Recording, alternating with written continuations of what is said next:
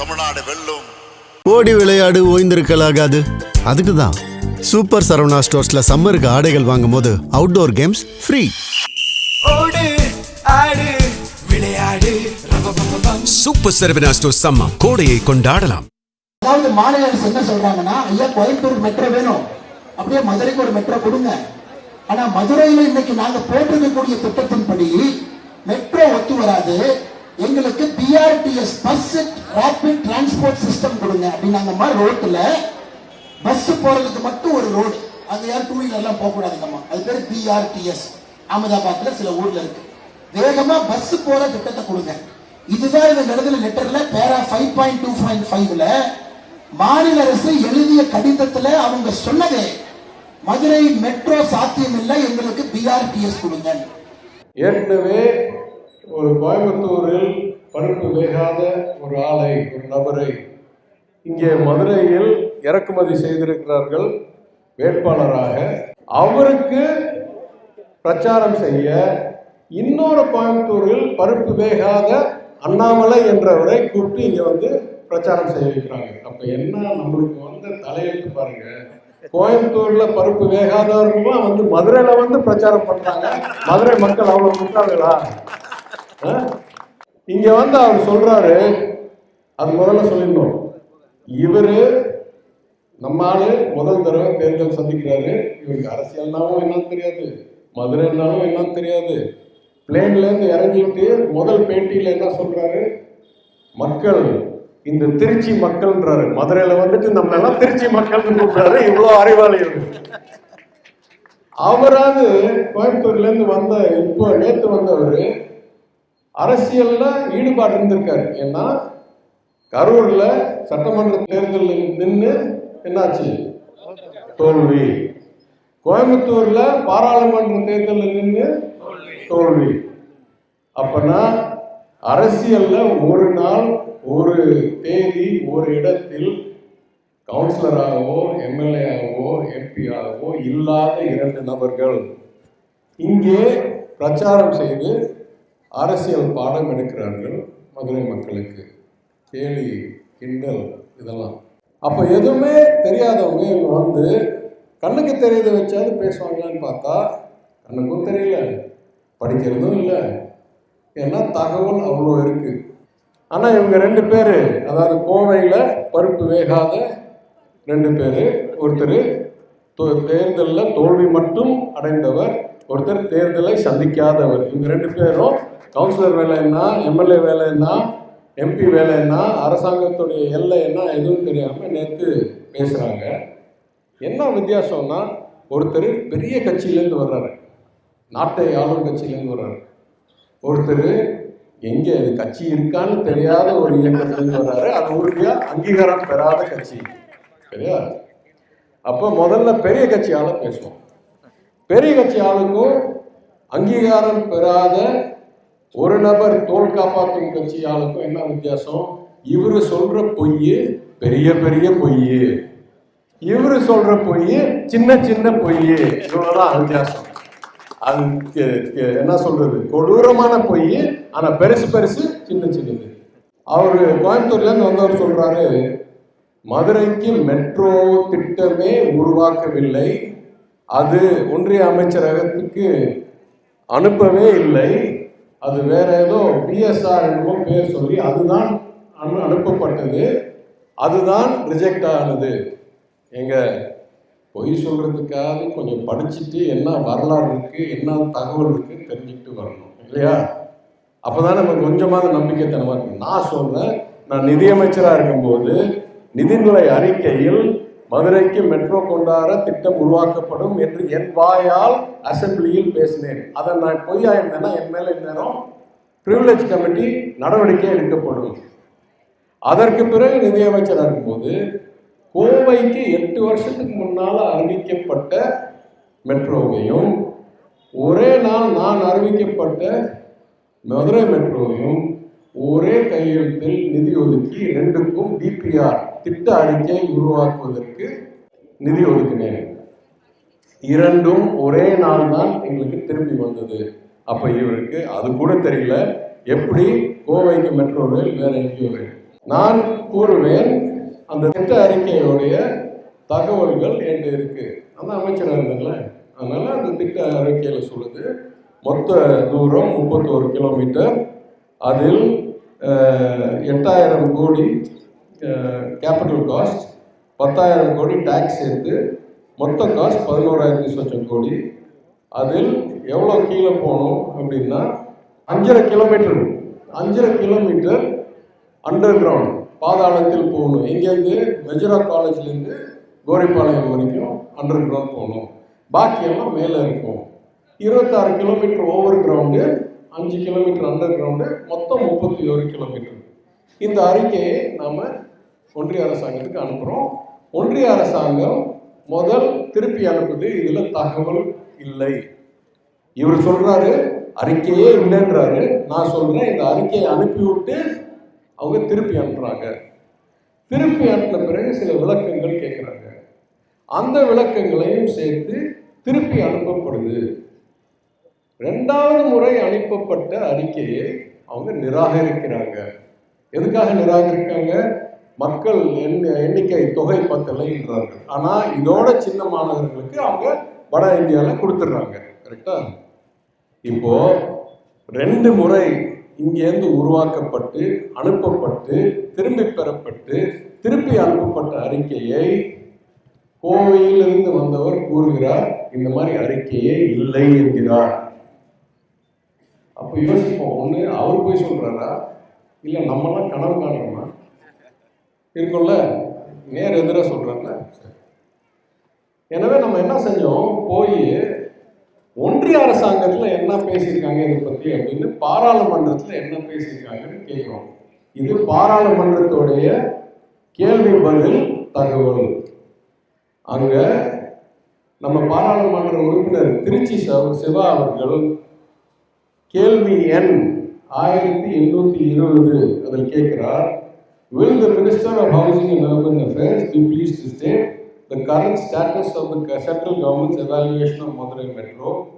அதாவது ஒன்றிய அரசாங்கம் எனக்கு பதில் சொல்ல வேண்டும். நான் பாராளுமன்ற உறுப்பினர், நான் கேட்கிறேன், இன்னைக்கு எந்த நிலையில் இருக்கிறது நாங்கள் அனுப்பின அறிக்கை? ஏன் இது வரைக்கும் தாமதமாக நீங்கள் இதை ப்ராசஸ் பண்ணாமல் வச்சுருக்கீங்க? வெளி டெவலப்மெண்ட் பேங்க்ஸ், ஏஐஐபி, ஜைகா, இந்த மாதிரி பேங்க்ல இருந்தால் இந்த நிதி வாங்கணும்னு அன்றைக்கி தெளிவாக ஒரு ப்ரெஸ் கான்ஃபரன்ஸ் வச்சேன். அது எந்த நிலையில் இருக்கிறது? அந்த பேச்சுவார்த்தை எங்கே இருக்குது? எங்கள் அறிக்கை ஏன் தாமதமாக இருக்குது? எந்த நிலையில் இருக்குது? வெளியேந்து நிதி வாங்குறது. அதற்கு ஒன்றிய அமைச்சர் யார்? கோயம்புத்தூர்காரர் சொல்றாரு மெட்ரோ அறிக்கையே இல்லைன்றாரு. ஒன்றிய அமைச்சர் பாராளுமன்றத்தில் பதில் சொல்கிறார், government of Tamil Nadu has submitted DPR in February 2024. Government of தமிழ்நாட்டிலிருந்து February 2024 மெட்ரோவுடைய திட்ட அறிக்கை எங்களால் பெறப்பட்டது. இவர் சொல்றாரு கனவு காண்றீங்க. அப்ப இந்த அமைச்சரும் கனவு காண்றாரா? அவங்களுடைய பாஜக கட்சியில் இருக்கிற அமைச்சர் சொல்கிறார் February 2024 எங்களுக்கு பாராளுமன்ற உறுப்பினருக்கு பதில் சொல்றார், பாராளுமன்றத்தில் எங்களால் பெறப்பட்டது. அதற்கு பிறகு சொல்றார் அதில் சில கேள்விகள் எங்களிடம் இருந்தன, எனவே அதை திருப்பி அனுப்பணும். அப்புறம் சொல்றாரு Government of Tamil Nadu has submitted comprehensive mobility plan and alternate analysis report for Madurai Metro Rail project only in December 2024. அதனால நாங்கள் ஃபெப்ரவரியில் பெறப்பட்டதை எப்போ திருப்பி அனுப்பணும்னு சொல்லல, 4 மாதம் 6 மாதம் கழிச்சு திருப்பி அனுப்பியிருப்பாங்க. 3 மாதம் 4 மாதம் கழிச்சு கேட்ட கேள்விக்கு பதில் சொல்லி அனுப்பியிருக்கோம். அப்போ என்ன அர்த்தம்? 2 தடவை நான் சொன்ன மாதிரி அனுப்பியிருக்கோன்னு யார் சொல்றா? Minister of state in the ministry of housing and urban affairs Shri Tokhan Sahu, பாஜகவுடைய அமைச்சர் பாராளுமன்றத்தில் சொல்கிறார் 2 முறை இந்த அறிக்கை பெறப்பட்டிருக்குது. ஆனால் கோயம்புத்தூர்காரர் சொல்றாரு அறிக்கையே இல்லை, எங்க அனுப்பவே இல்லை, அறிக்கையே இல்லைன்றாரு. எங்க அனுப்பி வர்றதுக்கு அறிக்கையே தயார்படுத்தவே இல்லை அப்படின்றாரு. சரி, இந்த மாதிரி அடுக்கடுக்கா போய் சொல்லுவாங்கன்னு பார்த்தா அடுத்து சொல்றாரு, ஆக்சுவலா மீனாட்சி அம்மன் கோயில்ல இப்போ சொல்றாரு நல்லா பண்ணியிருக்கு, முன்னால சரியில்லைன்னு. ஆனா நான் குற்றச்சாட்டு வைப்பது இவங்க குடும்பம் தான் பாரம்பரிய அறங்காவலர் இந்த கோயிலுக்கு. அதனால 10 வருஷத்துக்கு முன்னால அதிமுக ஆட்சியில நல்லா இல்லைன்னாலும் பிடிஆர் குடும்பத்துக்கு தான் போய் சாரணும் அந்த குறை. எங்க ஏதாவது சரி, இன்னைக்கு நான் நேற்று வந்து மெட்ரோவை பற்றி போய் சொன்னாலும் பரவாயில்ல. எதற்காக அரசர்களுடைய கோயில்கள் தேசமயமாக்கப்பட்டன? பாதுகாப்புக்காக. நம் கலாச்சாரத்துடைய, நம் இனத்துடைய அடையாளமாக இருக்கிற பெரிய பெரிய பேரரசர்களால், மன்னர்களால் நடத்தப்பட்ட கோயில்களை பாதுகாக்கணும். ஏனென்றால் சொந்த கோயிலுக்கு தொடர்ந்து யாருக்கெல்லாம் வழித்தோன்றல் உரிமை இருக்கோ அதெல்லாம் நானே எடுத்து வச்சுக்குவேன். ஆனால் இந்த மாதிரி பேரரசர்கள் போன பிறகு பேரரசர்களுக்கு யாரு வழித்தோன்றல் அடையாளம் சொல்ல முடியுமா? யார் சேர மன்னர்களுடைய வழித்தோன்றல் சொல்ல முடியாது. யார் பாண்டிய மன்னர்களோட இன்னைக்கு சான்றிதழ் கொண்டாந்து நான் தான் குலசேகர பாண்டியனுடைய கொள்ளு பேர் என்ன சொல்ல முடியாது. அதற்காகவே தான் கோயில்கள் தேசமயமாக்கப்பட்டன. அப்பன்னா இந்து அறநிலையத்துறையில் இருக்கிற எந்த கோயிலுக்கும் பரம்பரை அறங்காவலர் இருக்கவே முடியாது. அதுக்காக தானங்க அரசு கையெடுத்தது. அப்பட்டமான பொய் சொல்றாரு. அரசு கோயில் பரம்பரை அறங்காவலராக எங்க குடும்பம் இருக்கு. எந்த குடும்பமும் இருந்திருக்கவே முடியாதுங்க. 1926 எல்லா கோயில்களும் தேசமயமாக்கப்பட்டன மெட்ராஸ் மாகாணத்தில். அடுத்தாப்புல சொல்றாரு, கழிப்பறைகள் உண்மையிலேயே பத்தலை, இருந்ததெல்லாம் மூடிடுச்சு. நான் திருப்பி சொல்றேன், முன்னால் இருந்த 2 சரியா வேலை செய்யாம பணம் கட்டணம் வாங்கிட்டு இருந்த கழிப்பறைகளை நவீனப்படுத்தி செலவில்லாமல் இலவசமாக ஆக்குனது நான். புது கழிப்பறைகளை என் தொகுதி மேம்பாட்டு நிதி 3 கட்டினது நான். கார்ப்பரேட் பணத்தில் கொண்டாந்து 2 புது கழிப்பறைகளை உருவாக்குது நான். அப்ப நான் சொல்றேன், முன்னால் இருந்ததோட 3 மடங்கு அதிகம் கழிப்பறை இருக்கு. இவர் சொல்றாரு இல்ல குறைக்கப்படுது. அப்ப எனக்கு என்ன யோசிக்குது, எல்லாமே இல்லை இருக்கிற ரேஷன் கடை இல்லை, இருக்கிற கழிப்பறை இல்லை, இருக்கிற அங்கன்வாடி இல்லைன்னு சொல்லும் போது ஒருவேளை அது பிஜேபி காரனுடைய குணத்தா இருக்கலாம். ஆனா சின்ன கட்சிக்காரன் பிஜேபி கூட கிடையாது. இப்போ ஒரு சினிமா சங்கியை தவிர அன்னைக்கு இல்லை. அப்போ நான் யோசிச்சு பார்த்தேன், ஒருவேளை கோயம்புத்தூர்லேருந்து இறக்குமதி, அங்கே பருப்பு வேகாதவர்கள்லாம் இங்கே இறக்குமதி செய்யப்பட்டால், இங்கே இறங்கின உடனே ஏதோ மதுரையின் சூரியன் மிக தெளிவாக பளிச்சா இருந்ததுனால கண்ணு தெரியாமல் போயிடுமோ என்னமோ அப்படின்னு நினைக்கிறேன். இங்கே வந்துட்டா கண்ணும் தெரியாது, கருத்தும் படிக்க மாட்டாங்க, சொல்றதெல்லாம் பொய், உண்மைக்கு எந்த நாளும் தெரியாத அளவுக்கு இருக்குமோ. அப்போ நான் நினைச்சேன், சரி இன்னொரு வழி இருக்கலாம். குழந்தைகளுக்கு நம்ம ஒரு விளையாட்டு காமிப்போம் தெரியுமா? பாரு காணாம போச்சு, பாரு காணாம போச்சு. ஏன்னா குழந்தைகளுக்கு அவங்க கண்ணுக்கு முன்னால இருக்கிறது போயிட்டா அது நிரந்தரமா போன மாதிரி. ஒரு 3-4 வயசில் நான் பிஹெச்டியில் சைக்காலஜி படித்தவன், முனைவர் பட்டத்தில் படிக்கும்போது it's called permanence of objects. அதாவது ஒரு பொருள் இருந்தால் உன் கண்ணுக்கு தெரியாதனால் அது போய்விடாது, அது வேற எங்கேயோ தான் இருக்க முடியும், அதை ஆவியாக்கிட முடியாதுன்றது பேரு பெர்மனன்ஸ் ஆஃப் ஆப்ஜெக்ட்ஸ். இது வந்து சுமார் 3 வயசு 4 வயசுல குழந்தைங்களுக்கு தெரிய வந்துடும். அதனால தான் குழந்தைகள் இன்னுமே இந்த விளையாட்டுக்கு உட்பட மாட்டாங்க. கரெக்டா நீ 1 வருஷம் 2 வருஷம் பாப்பேன் காண போச்சு. இந்த 3 வயசுல சொன்னாயோ பின்னால் இருக்கியா காவியா. நான் கேட்குறேன், கோவையிலேருந்து மதுரை வந்த உடனே கழிப்பறை இங்க இருக்கு, இங்க திரும்பிட்டு கழிப்பறையே இல்லைன்னு சொல்றாங்க. 4 வயசு குழந்தைங்க எங்களுக்கும் என்ன வித்தியாசம் பாருங்க. அப்ப மெட்ரோ பத்தி பொய், பரம்பரை அலங்காவலர் பத்தி பொய், கழிப்பறை பத்தி பொய். இன்னும் ஒரு சுவாரஸ்யமான ஒரு முன்னெடுப்பு நான் சொல்லணும். ஆஃப்டர் ஆல் நம்ம சினிமா சங்கி முன்னாள் நாளை திரைப்பட இயக்குனர் தானே, மே 7ஆம் தேதி ஷூட்டிங் போப்பாரு, நான் எழுதி கொடுக்குறேன். சரியா? திரைப்பட இயக்குனர் உடனே ஒரு ஸ்கிரிப்ட் எழுதி கொடுக்குறாரு இவருக்கு. நீங்க என்ன சொல்லணும், நல்ல பாரம்பரிய குடும்பம், பிடி ராஜன் பெரிய மனிதர், பழனிவேல் ராஜன் பெரிய மனிதர், ஆனா பழனிவேல் தியாகராஜன் தவறான மனிதர் அப்படின்னு சொன்னேன்னா மதுரையில் எடுபடும். அதனால நீ அவங்களாம் நல்லவங்க, இவர் மாத்திரம் தான் இல்லைன்னு சொல்லணும் அப்படின்னு நீங்களாம் முட்டாள்னு நினைச்சு நீங்க வந்து சொல்றாரு. இதே அண்ணாமலை அவர்கள் ஒரு நிகழ்வில் நான் கூற வேண்டியது, அவர் என்ன சொல்றார், அன்னைக்கு எனக்கு ஒரு பொறுப்பு கொடுக்குறாங்க அரசாங்கம். ஏனென்றால் பிரதமர் மோடி அவர்கள் ராமேஸ்வரத்தில் அந்த பாலத்தை திறந்து விட்டு அங்கேருந்து ஹெலிகாப்டரில் மதுரைக்கு வந்து விமானத்தில் ஏறி டெல்லிக்கு போகிறார்.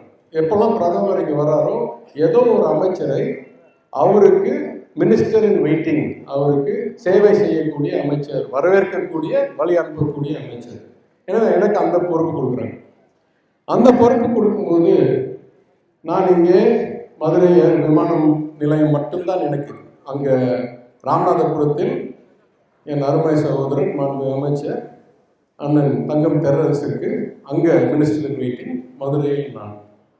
ஆனால் அந்த நிகழ்ச்சிக்கு கூட சென்றிருந்தவர்கள் ஒன்றிய அமைச்சர் திரு அஸ்வினி வைஷ்ணவ் மாண்பு அமைச்சர், ஒன்றிய துணை அமைச்சர் திரு எல் முருகன், அன்றைக்கு இருந்த நம்மளுடைய அரசியல் பிரச்சார பேச்சாளர் ஆளுநர் RN ரவி, யார் ஜாஸ்தி பிரச்சாரம் செஞ்சாங்க நம்மளுக்கு, அவர் இருக்கிற வரைக்கும் அவர் தான் என்ன சொல்றது கொள்கை பரப்பு செயலாளர் திமுக. அவரு பல அதிகாரிகள், இங்கே கலெக்டர், இங்கே பப்ளிக் செக்ரட்டரி பொதுத்துறை செயலாளர் சென்னையிலேருந்து வந்திருந்தாங்க. என்னோட நிதித்துறையில் செயல்பட்டவர் திரு ரீட்டா தாக்கூர், இவங்கெல்லாம் காத்திருக்கோம் இந்த பணிக்காக. அப்போ முதல் வேகமாக பிரதமர் வந்துட்டாரு, போயிட்டாரு. அடுத்த ஃப்ளைட்டில் நான் சென்னைக்கு போகிறதுக்கு காத்துட்ருக்கேன். அதே ஃப்ளைட்டில் திரு மாண்பு அமைச்சர் அஸ்வினி வைஷ்ணவ் அவர்கள், மாண்பு அமைச்சர் முருகன் அவர்கள், மாண்பு ஆளுநர் அவர்கள் எல்லாம் அதே ஃப்ளைட்டில் போகிறாங்க. அதனால் அவங்களாம் காரில் வர்றாங்க ராமநாதபுரத்தில் இருந்து மதுரைக்கு இந்த ஃப்ளைட் பிடிக்கிறது. முதல் ஆளாக திரு அஸ்வினி வைஷ்ணவ் வர்றார். அதே லவுஞ்ச் தான், சின்ன லவுஞ்ச் தான். அந்த லவுஞ்சில் போய் நான் உட்காந்துருக்கேன். ஏற்கனவே அவர் வர்றாரு. அவர்கிட்ட நான் எந்திரிச்சு சொல்கிறேன், ரொம்ப சந்தோஷம் உங்களை சந்திக்கிறது. நானும் 2 வருஷமாக அப்பாயின்மெண்ட் கேட்டுகிட்டே இருக்கேன், எனக்கு கிடைக்கவே மாட்டேங்குது. ஏன்னா நீங்கள் பல துறை வச்சுருக்கீங்க. அன்றைக்கு அவர் அமைச்சர் ஃபார் மேட்டி, தகவல் தொழில்நுட்பம் மற்றும் எலக்ட்ரானிக்ஸ், ஆல்சோ அமைச்சர் ஃபார் ரயில்வேஸ் இன்றைக்கும், ஆல்சோ அமைச்சர் ஃபார் இன்ஃபர்மேஷன் அண்ட் ப்ராட்காஸ்டிங், அதாவது எல் முருகனுடைய தலைமை அமைச்சர். ஒரே அமைச்சர் இத்தனை துறை பார்த்துருந்தார். அப்போ அவர் சொன்னார், உங்களுக்கே டைம் இல்லைன்னா எப்படிங்க நியாயம் ஆகும், இது ரொம்ப வருத்தத்தக்க ஒரு சூழ்நிலை, இந்தாங்க என் பர்சனல் நம்பரை எழுதி வச்சுக்கோங்க, எப்போல்லாம் நீங்கள் டெல்லிக்கு வரீங்களோ எனக்கு கூப்பிடுங்க, நான் அப்பாயின்மெண்ட் கொடுத்துறேன்னு சொல்லி நானும் அவரும் நம்பரை மேட்ச் பண்ணிக்கிட்டு உட்காந்துருக்கோம். அதுக்கப்புறம் எல்லாம் வராங்க, ஆளுநர், எல் முருகன், செக்ரட்டரி, கலெக்டர் எல்லாம் வராங்க. வந்த உடனே என்னை அறிமுகப்படுத்தி பார்க்குறாங்க கலெக்டர். அப்போ அஸ்வினி வைஷ்ணவ் சொன்னார், இவரை தெரியாமல் யாராவது இருக்க முடியுமா இந்தியாவில்? இவரும் நானும் நல்லா ஒரே மாதிரி படிச்சிருக்கோம், பணி செஞ்சுருக்கோம், அதனால் இவருக்கு நீங்கள்லாம் அறிமுகப்படுத்த வேணாம் அப்படின்னு சொல்கிறார். சரி, கொஞ்ச நேரம் கழித்து திரு அண்ணாமலை அவர்களும், ஏன்னா அவருக்கு வந்து போலீஸ் எஸ்கார்ட்லாம் கிடையாது இல்லை, எப்படி அஸ்வினி வைஷ்ணவ் இருக்கும், அதே மாதிரி ஆளுநர் வர்றாரு. அதுக்கப்புறம் இவர் வர்றாரு. வந்துட்டு ஒரே ஃப்ளைட்டில் போகிறோம். பஸ்ஸில் ஏறி போகணும் மதுரையில், ஏன்னா சின்ன பிளேன், அதனால் ஏர்போர்ட்லேருந்து சின்ன பிளேன் இருக்கும். அப்போ திரு அண்ணாமலை அவர்கள் நல்ல எண்ணம் தான் நான் சொல்லணும், நல்ல எண்ணத்தோட என்னை அறிமுகப்படுத்தணும் என்று நினைக்கிறார். ஏன்னா இங்கே லவுஞ்சில் நடந்த சம்பவம்லாம் அவருக்கு தெரியாது. அப்போ அவர் போய், சார் இது எங்களுடைய தமிழ்நாடு அமைச்சர், மிகவும் சுறுசுறுப்பாக மிகவும் துல்லியமாக பணி செய்கிற ஒரு அமைச்சர், வெரி எஃபிஷியன்ட் அமைச்சர் அப்படின்னு திரு அஸ்வினி வைஷ்ணவ் சொல்கிறார். அவர் சொல்கிறாரு, என்னங்க நீங்கள் சொல்கிறீங்க, நாட்டிலேயே ஆற்றல் மிக்க அமைச்சர் இவர்தான், most articulate minister in India across all states and all governments and all parties. நீங்கள் எங்கன்னு சொன்னீங்க, உங்க எஃபிஷியண்டா, இது நாட்டிலேயே ஆற்றல் மிக்க அமைச்சர்னு அவர் சொல்றாரு. இதெல்லாம் தெரிஞ்ச பிறகு திரு அண்ணாமலை இங்க வந்து சொல்றாரு, இவர் நல்லவர் இல்லை, இவர் வல்லவர் இல்லை, பாவம் ஏதோ அரசியலுக்காக ஏதோ பேச வேண்டியது இருக்கட்டும். சரி, பெரிய கட்சி தலைவர் பெரிய பொய் சொல்றார். மெட்ரோ போய், பரம்பரை அரங்காமல் இருக்க வேண்டியதுன்றது போய், கழிப்பறை இல்லைன்றது, இங்க இருக்க கழிப்பறையே அவர் கண்ணுக்கு தெரியல. எனக்கு சரியில்லைன்னு சொல்லி என்னையே சிபாரிசு பண்ணவர் அஸ்வினி வைஷ்ணவ். இதுக்கு என்ன ஜோக்குன்னா, அதுக்கப்புறம் நான் அஸ்வினி வைஷ்ணவ் நல்ல தொடர்பில், மாண்பு அமைச்சரும் நல்ல தொடர்பில் இருந்து இப்போ ஏஐ சம்மிட் பிப்ரவரியில் நடந்த போது கூட எனக்கு சிறப்பு விருந்தினராக கூப்பிட்டு பிரதமருடைய செயலர்களுக்கெல்லாம் முன்னாள் வரிசையில் எனக்கு சீட்டை வச்சு அங்கே மரியாதை செய்தார் திரு அஸ்வினி வைஷ்ணவ் அவர்கள். நன்றி அவருக்கு.